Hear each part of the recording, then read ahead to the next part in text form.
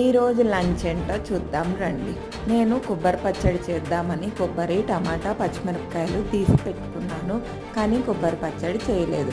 కొబ్బరి పెరుగు పచ్చడి చేశాను. పెరుగు పచ్చడికి టమాటాలు అవసరం లేదు, అందుకని టమాటాలు తీసేసాను. పెరుగు పచ్చడి బాగుంటుంది ఫ్రెష్గా ఉన్న కొబ్బరి పచ్చడి అయితే.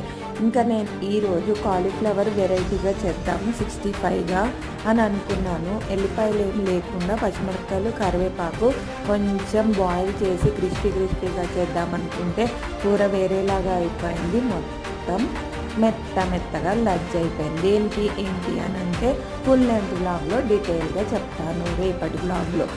కూర అయితే టేస్ట్ బాగుంది, కానీ ఎందుకు అలా అయింది అనేది రేపటి వరకు మీరు వెయిట్ చేయాల్సిందే.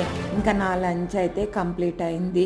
మరి అందరికీ కూడా మళ్ళీ ఒకసారి ఆంగ్ల సంవత్సర శుభాకాంక్షలు చెప్తున్నాను. బాయ్. మరి సబ్స్క్రైబ్ చేసుకోండి. Thank you.